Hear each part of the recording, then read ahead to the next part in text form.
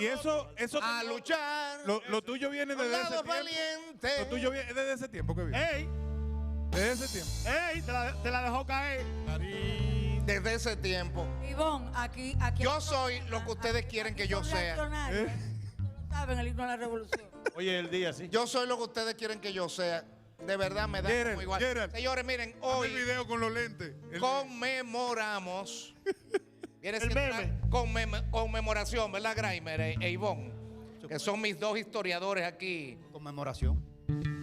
No celebración. Conmemoramos el 59 aniversario. 24 de abril en Radio Santo Domingo Televisión. 1965. Irrumpió un grupo. Estaba Freddy Verasgoico ahí. Para un hito histórico de ideales, cuando habían ideales en este país. Ideales verdaderos, de gente que no le importaba morir. Óyeme, que no le importaba morir por conquistar esa libertad que ha costado tanta sangre en este país y que yo a veces veo que no valoramos. ¿Quién hizo el llamado? ¿Quién hizo el llamado? El doctor Peña Gómez. El doctor José Francisco Peña Gómez en Tribuna Democrática. Por eso que yo estaba cantando que viva ¿Por qué estaban luchando? por la revolución, No. por los Por ideales, la por- restauración de la porque- Constitución del 63 y el gobierno constitucional del profesor Juan Bosch. Que cabe señalar es la única revolución que se hace para restaurar, restablecer una constitución. La única que se ha hecho. Fue al mismo tiempo una guerra y fue al mismo tiempo una guerra civil, una revolución civil, porque se pelearon entre dominicanos, pero también hubo que enfrentar fuerzas extranjeras. Entonces se dieron las dos condiciones. Pero Por ahí, supuesto, la otra condición, que es la que no debemos olvidar, nunca salir de la conciencia de los dominicanos y dominicanas, fue la segunda invasión que producía la gran potencia Estados Unidos en la ocasión a República Dominicana, que se envalentonó, lo hizo, y de lo que tenemos que sentirnos orgullosos y recordarlo por siempre, a 59 años de tiempo, que es Ventura, Paz. es relativamente corto el tiempo y el espacio de lo que fueron los dominicanos ahí para defender nuestra soberanía, nuestra independencia, nuestros derechos. Y reconocer también, creo que independientemente del conflicto armado, hay que reconocer que ya para ese momento el liderazgo dominicano, a pesar de la profunda división que se produjo, tenía un nivel de madurez tal que permitió la salida en tiempo corto de las tropas norteamericanas De ahí del viene suelo Green dominicano. Go. Correcto. Entonces eso nos permitió recuperar la soberanía, cosa que en la primera invasión nos tomó 8 años. 8 años. La del 16. La del 16. 8 años con los americanos presentes en territorio dominicano. En esta ocasión, dada la madurez del liderazgo militar y político del país, se logró la salida norteamericana en tiempo corto. Un momentito. Bueno, Un momentito, se hace, ¿cómo es?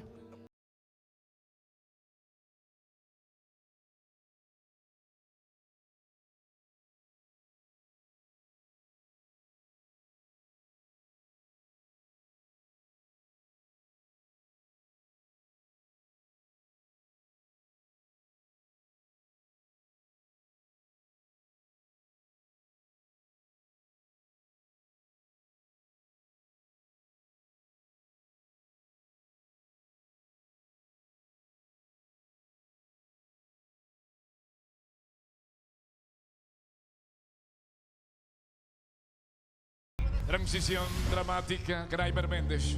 Sí, iba a agregar Pero no hay transición. que no se puede borrar tampoco que un día como hoy, pero del año 84, Ay, la poblada. hace 40 años justamente hoy, una poblada civil contra el golpeo por los altos precios de la canasta familiar por el proceso de incursión del Fondo Monetario Internacional en el reajuste del proceso económico en toda la región. Murieron en las calles, tiroteadas por las Fuerzas Armadas y la Policía Nacional, entre 200 y 250 personas. Oficialmente 125, aunque Eso nunca fue después de sabremos. Semana Santa. Oficialmente 125, aunque la realidad nunca parece que la sabremos. En el segundo gobierno de esta gente. Yo creo que habían más. En el segundo gobierno De esta gente, ¿verdad? del PRM, que en ese tiempo se llamaba No, no, no, PRD. no, no. Y sobre todo- Ahora ellos lo van a politizar. Espérate.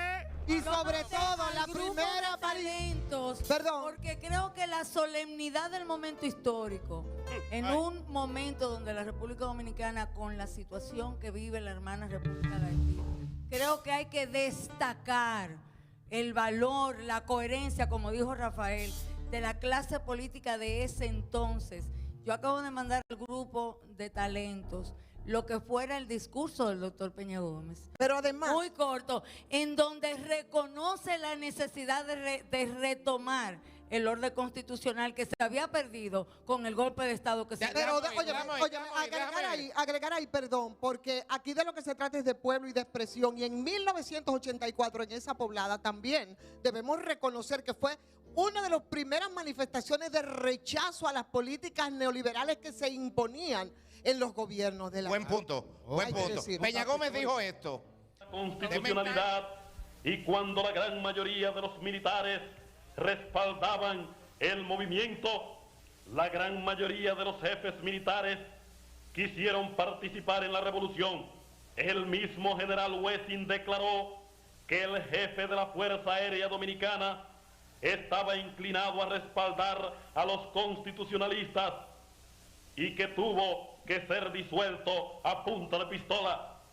El general Atila Luna Pérez declaró espontáneamente a través de Radio Santo Domingo Televisión que estaba con la revolución. El comodoro Rivera Caminero fue al Palacio Nacional a ponerse a las órdenes del doctor José Rafael Molina Ureña. En la noche del 24 de abril, el general Antonio Inver Barreras fue a la jefatura de Estado Mayor del Ejército, donde habían establecido su mando los jefes militares de la revolución, a ofrecer su colaboración. Lo que sucedió fue que la presión norteamericana llevó a algunos de ellos después a cambiar de idea, a solicitar que se estableciera una junta militar, a ordenar los bombardeos y los ametrallamientos que costaron tantas vidas de dominicanos indefensos. Esta es la verdad que reconocerá la historia. Además, la historia reconocerá la revolución del 24 de abril como la epopeya más noble y hermosa de este pueblo. Y a esa epopeya, con toda honra, estarán unidos el nombre de Juan Bosch, porque él representa el derecho y la legalidad de esa revolución, y el del PRD, que se lanzó a morir por la Constitución Democrática del 1963. No más palabras, magistrado. El país se perdió de dos grandes presidentes porque a Bosch no lo dejaron desarrollar, porque estaba muy adelantado a su tiempo y sus principios eran, yo creo que muy nobles, muy transparentes, y rompían el sistema. Y yo creo que también Peña Gómez, el país se perdió de tener lo que pudo haber sido un gran presidente. Juan Bosch rompía con los intereses gringos, no podemos olvidarlo. Fundamentalmente con eso es así, esa es la historia.